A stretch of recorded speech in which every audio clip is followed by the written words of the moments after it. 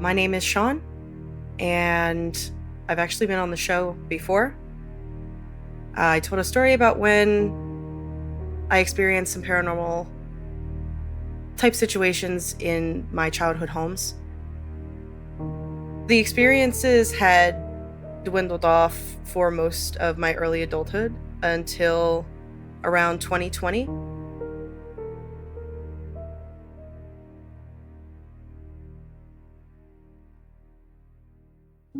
July of 2020, I lost my mother. Shortly after the COVID pandemic had started to peak, my mother took a turn for the worst and passed away unexpectedly. Shortly after that, I found out that I was pregnant. This was not something that me or my boyfriend had planned. It was very unexpected, and I kind of took it as a gift kind of from my mom, because we had been talking before she passed away about how excited she was at the idea of becoming a grandma. And I had told her, I don't even know if I can have kids, so we'll see what happens. And then shortly after she passed away, I found out I was pregnant. We were in a one-bedroom apartment at this point, and we decided that it was time to try to find ourselves an actual house, a space where we would be able to grow as a family. And I started house shopping. We were looking for houses for months, but then one came on the market that happened to be on the same street that my childhood home that I had originally experienced a lot of the paranormal activities was on. I decided to go take a look around. There wasn't anything particularly special about it, yet there was something that drew me to it.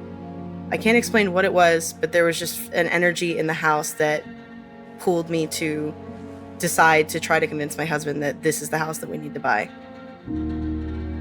He was not a fan, but when it came down to it, everything seemed good about it. There wasn't like a whole lot that had to be done to the house before we moved in, so we decided to put down our offer, and we got the house.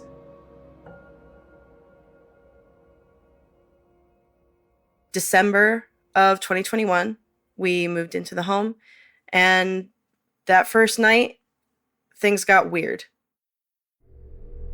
I actually can't recall entirely what happened that night. That happened to me, and I was in a state that I can't really explain.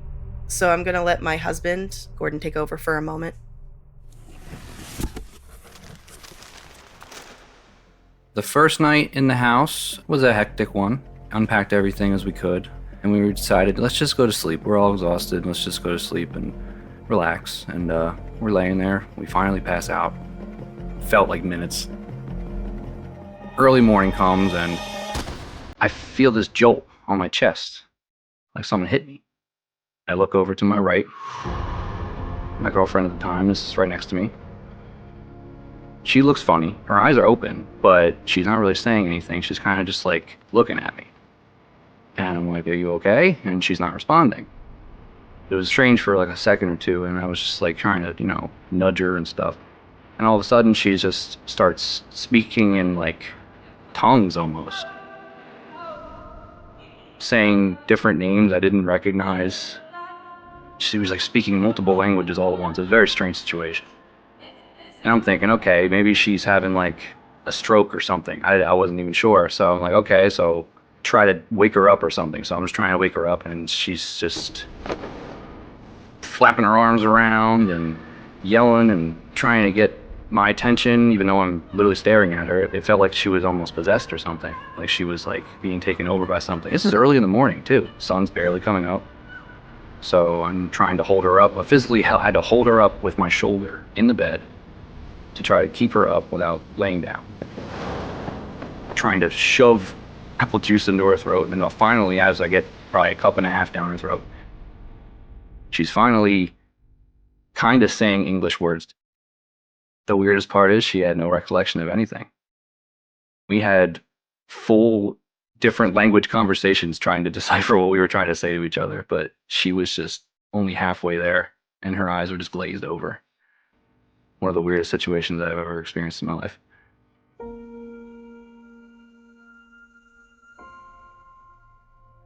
The weirdest part about it was that the only thing that I can recall was feeling like I was freezing. And I was trying to tell Gordon, I'm so cold. Gordon, I'm so cold. But the words wouldn't come out. And that's all I remember from that experience. I finally kind of came to, and he told me that that had all happened. I thought I was just having like a bad dream. And then from there, I just proceeded to experience other weird events. One in particular that still sits very heavy with me was we had probably been in the house 3 or 4 months at this point. I had moved my son into his room. He was around 8 or 9 months old. And that was really hard for me because when we were in the apartment, we had one of those side sitting cribs, and he was right there next to me. And the doctor was like, well, you need to get him in his own room, in his own crib. And just being in this new environment, it was difficult for me. So there were a lot of nights where I would wake up very easily from like the slightest noise, the slightest creak in the floor, anything like that. And my husband is the complete opposite. He could sleep through an explosion. One night around the summertime, we were sleeping and I was woken up very abruptly by a large banging sound, like something had fallen downstairs. I didn't get freaked out too much at first. I assumed maybe one of my pets knocked something down. We have a couple of cats and had a dog at the time. But then I heard footsteps coming up the stairs. They didn't sound like paws or anything, like they were like loud boots stomping on the creaky wood of my stairs. I'm sitting up in bed at this point. I'm trying to wake up Gordon. He's not reacting. And I'm like panicking because I'm thinking somebody broke into my house. Since we're in an older house, there's about an inch or so of space between the floor and our door. So you can see people's feet and things. I saw a pair of feet, boots, settle in front of the door. And I am fully panicked at this point. I can't get my husband to wake up. He's snoring, having a great time. And I'm like, I'm about to die. And all of a sudden, as things seem to quiet down, my door starts to aggressively shake and shake like somebody's trying to get in, but they can't figure out how to turn the knob. And the door is slamming and slamming and slamming. And finally, I'm like, Gordon! He wakes up and it stops. I'm crying at this point. I am in tears, begging him to do something, that someone is in the house, someone's gonna hurt us, someone's gonna hurt our baby. So he gets up in a stupor, goes and opens the door, and there's nobody there. He goes and checks downstairs. Nothing has fallen. Nothing's out of place. To this day, that still sits with me, because there are still times where I will wake up in the middle of the night and I can hear the door jiggling. Not as violent as that first time, but like somebody's trying to figure out how to get into my room. At first, when some of the footsteps started, I put it in my head that maybe it was my mother keeping an eye on us. She was always like a huge believer in the paranormal. She always believed that the ghosts or entity that we were dealing with in my childhood homes were my grandmother. She always kind of put it in my head that the people that we care about most stay with us for a while after they're gone. But the way that it behaved in that moment, it didn't feel like something safe. It didn't feel like something that was there for a good reason. As time went on, it seems that whatever this thing is that we're dealing with has taken a liking to my son.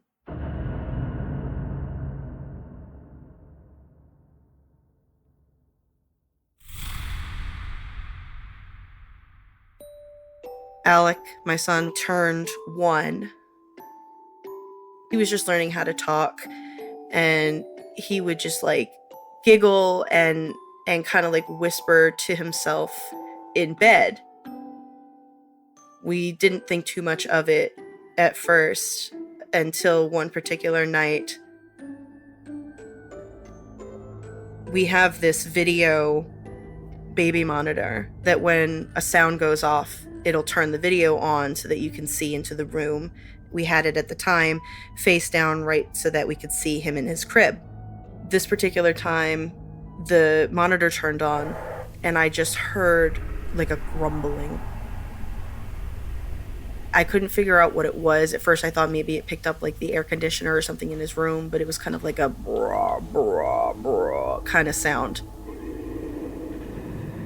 So I went to look at the monitor and I see my son just sitting up in his crib talking to the wall. He's giggling and whispering and having a babbly conversation with something in the wall. And at this point, he wasn't old enough to really be talking, so I couldn't ask him about it. But this was something that continued to happen for the last 2 years, where the monitor would pop on and he's sitting up, sometimes asleep, sometimes not, talking to someone or something.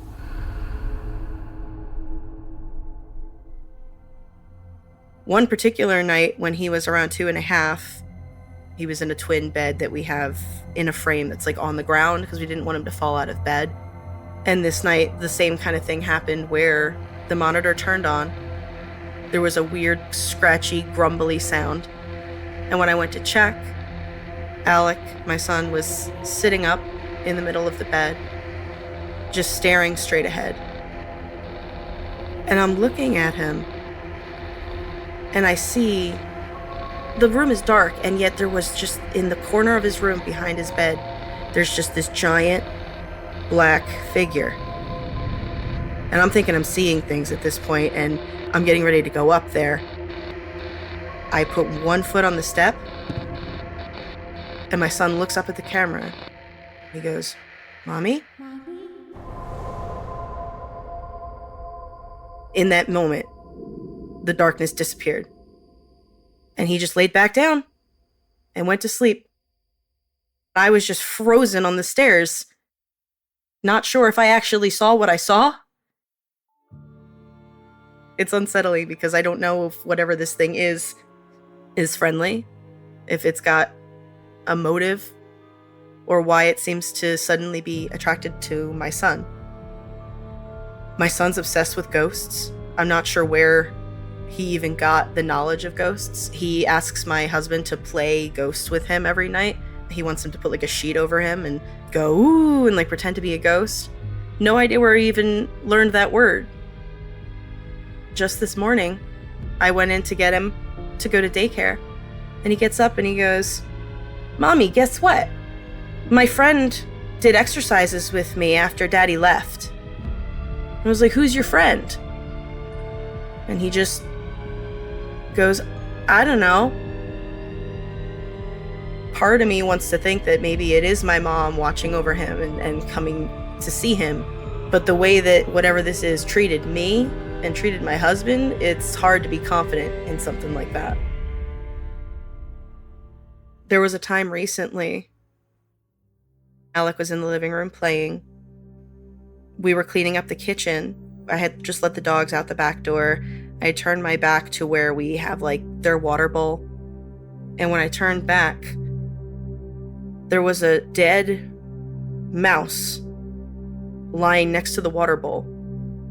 And I come up to it and it's a mouse. And so I'm freaking out. I get my husband to come and look at it. And he's like, "This is stiff. This has been dead for a while." It looked like something had spit it up, but my dogs were outside. The only ones that could have possibly like had a mouth big enough to transport this thing were not in the house. I had my husband throw it out. I go to open the back door to let the dogs back in, and there's another one in the exact same position, in the exact same state, right on the back step of my house. We clean that one up. The next day, there's another one in the exact same spot. I can't explain that either.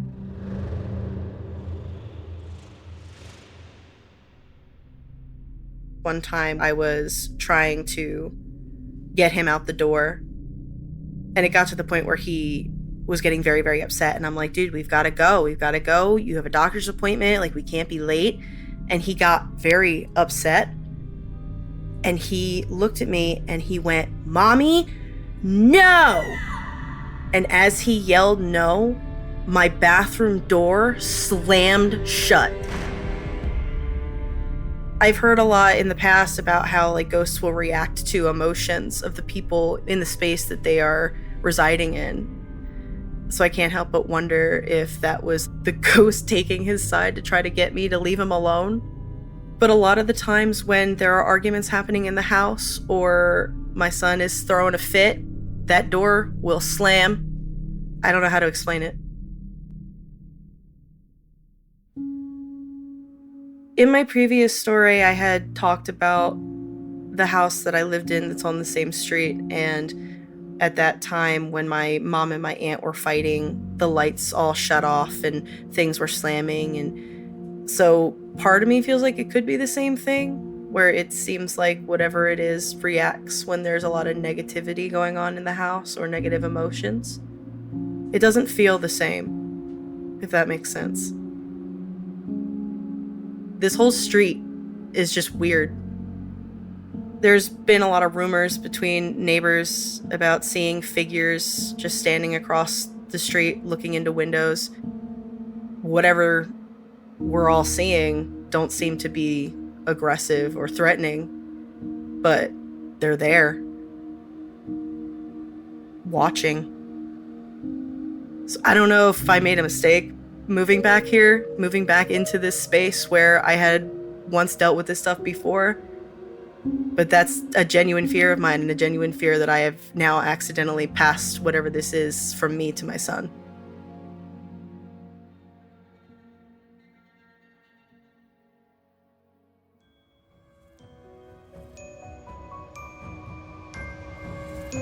If you haven't listened to it yet, you can find Sean's story by clicking on the link in the description of this episode. And if there's a story that you want to share with us, head on over to truescarystory.com and fill out the form. Ad-free listening is also available for our Scary Plus members. Links to everything are in the description of this episode. Thank you very much for listening. Keep it scary, everyone. See you soon.